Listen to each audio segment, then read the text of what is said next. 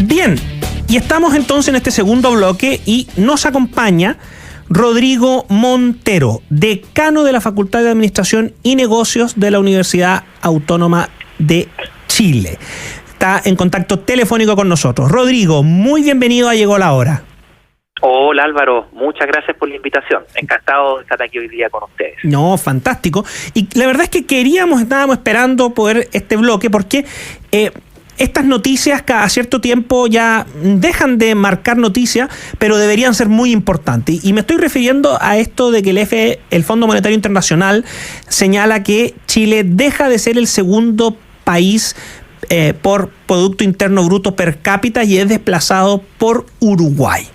¿Qué está pasando con Chile? Ahora, quizás podemos partir, Rodrigo, recordando lo básico a los auditores, qué es lo que es el Producto Interno Bruto, por qué se mide y por qué importa este tipo de estadística.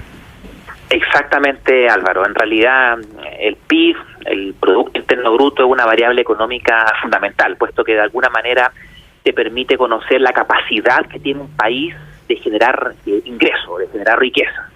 Y por lo tanto, en la medida que los países sean capaces de crecer a mayores tasas, significa que son países que también pueden generar un mayor ingreso a la población y por lo tanto una mayor prosperidad.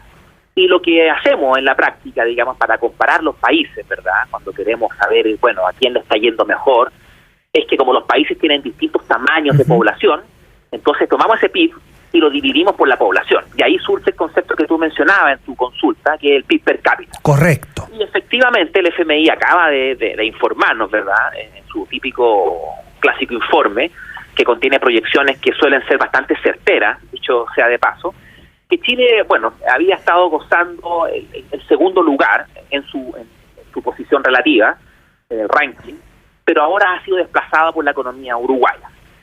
Y bueno, es algo que hemos venido conversando, Álvaro, discutiendo largamente en nuestro país, distintos analistas, incluso las mismas autoridades están conscientes de que hemos ido perdiendo impulso. Sí, claro. Hemos ido perdiendo una capacidad de crecimiento. Si uno mira la década de los 90, cuando crecíamos al 7, al 8%, y uno ve las cifras de ahora, creciendo a un 2, 2,5, claro, uno se pregunta, bueno, ¿qué pasó? ¿En qué punto nos perdimos?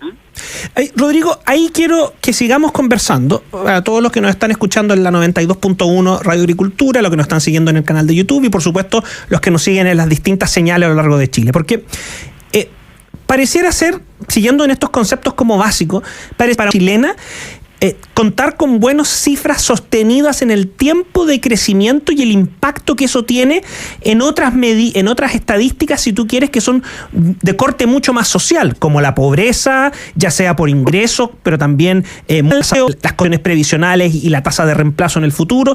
¿Por qué se ha perdido el foco, crees tú, en la discusión? Porque está bien, está presente, pero por ejemplo, no es hoy día un tema de campaña electoral. Es que tú planteas, si uno hace un poquito de memoria, yo te diría que la década pasada, a mediados de la década pasada, tal vez al inicio, en algún momento como país, como sociedad, dijimos, mira, estuvo bien crecer, ¿no? Fue importante, fue un logro, nos destacamos, pero llegó el momento como de redistribuir, ese crecimiento, los frutos de ese crecimiento, para de alguna manera generar más prosperidad, sobre todo pensando en algunos sectores que a lo mejor habían quedado más rezagados como consecuencia del proceso de crecimiento económico, que no siempre es homogéneo, ¿verdad? Correcto. Heterogéneo, y que por lo tanto era necesario poner el foco más en las políticas redistributivas que en las políticas destinadas a seguir manteniendo una tasa sostenida de crecimiento. Y eso además surgió poco tiempo después, si hacemos memoria, una preocupación bastante válida, creo yo, respecto de la sostenibilidad del crecimiento, lo importante que las políticas de crecimiento también fueran amigables con el medio ambiente, lo cual, por cierto, nadie puede estar en desacuerdo con eso, pero al parecer ahí como que se perdió un poquito el foco, el énfasis en que, tú puedes redistribuir, estamos conscientes que hay que distribuir la prosperidad entre la mayor cantidad posible de personas, que la sociedad vea esa prosperidad, y que por supuesto tenemos que preocuparnos del medio ambiente, pero eso no nos exime de la responsabilidad de seguir apuntalando el crecimiento. Claro. Y, como tú bien dices, estuvo ausente en los debates y de las ofertas programáticas, digamos, que los distintos candidatos fueron poniendo sobre la mesa, Pero diría yo, afortunadamente, Álvaro, si uno revisa los últimos 12 meses, diría yo, la palabra crecimiento comienza a tomar más fuerza y empieza a tomarse el debate. Por ahora solo el debate, porque si vamos a las políticas concretas, si vamos a las medidas concretas, yo te diría hoy día no tenemos ninguna medida concreta pro crecimiento. Está en el debate, están las palabras. Falta ponerle acción y carne a eso, ¿no? O sea, desde esta perspectiva es positivo que estemos volviendo a hablar y es valioso que esté el tema. ¿Correcto, Rodrigo? Si te entiendo bien. Sin duda. Estamos conversando con Rodrigo Montero, decano de la Facultad de Administración y Negocios de la Universidad Autónoma. Rodrigo, pero aquí tenemos otro tema, porque la proyección del Fondo Monetario Internacional, ellos suelen hacerlo en un periodo que a lo mejor para quienes nos escuchan es un periodo de corto mediano plazo, es hasta el 2029. Y lamentablemente la perspectiva de crecimiento en promedio es bastante baja, en torno a un 2,4%, y en segundo lugar no recuperamos el lugar que teníamos. Entonces ahí surgen muchas preguntas, te hago dos. Una, ¿qué implica en la práctica desde la perspectiva de la pobreza un crecimiento del 2,4% en un periodo de 3-4 años? Mira, ese es un muy buen punto, Álvaro. Yo te podría dar el siguiente ejemplo para que la gente aquilate la importancia de mantener tasas de crecimiento en el tiempo. Mira, si nosotros quisiéramos ponernos como meta duplicar el Producto Interno Bruto. Perfecto. Es decir, doblarlo. Hoy día está aproximadamente en $300.000 millones, y yo quiero llegar a los 600.000. Quiero duplicarlo. Si yo crezco al 7% anual promedio, me tardaré tan solo 10 años en alcanzar esa meta. 10 años. Y 10 años, tú estarás de acuerdo conmigo, Álvaro, es muy corto plazo en la vida, ¿verdad? No, de todas maneras. Volando, claro. Ahora, ¿qué pasa si yo, en lugar de crecer al 7% y mantengo mi meta, ¿verdad?, de doblar el Producto Interno Bruto, estoy creciendo solamente al 2%. Mira, si solo crezco al 2% promedio anual, entonces, en lugar de tardarme 10 años en alcanzar esa meta, me tardaré 35 años. Mira, imagínate. 35 años.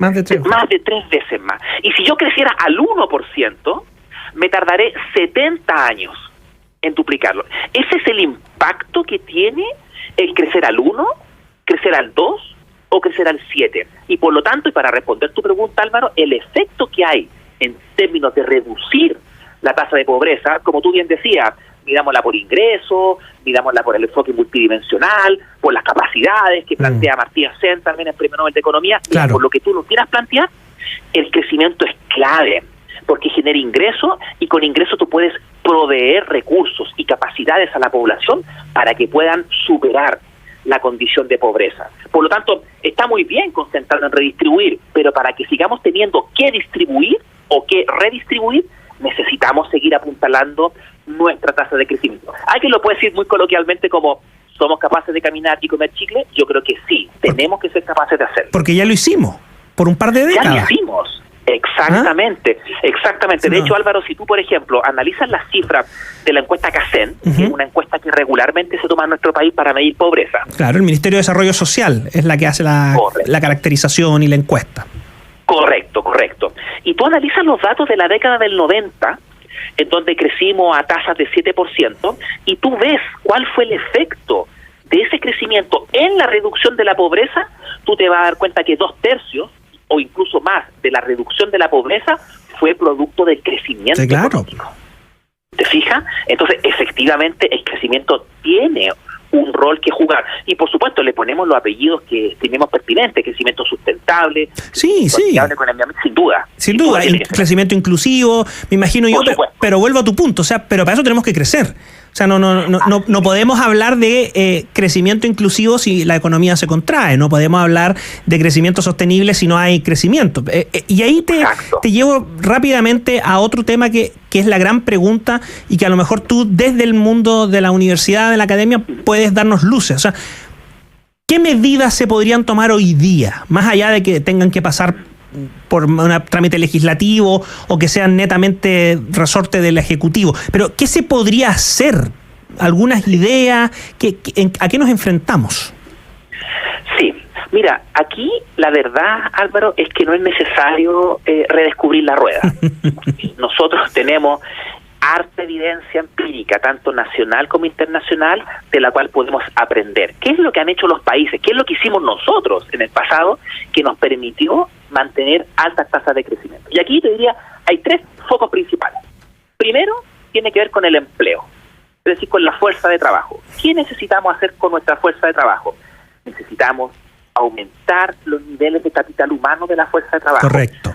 Mejorar su formación académica.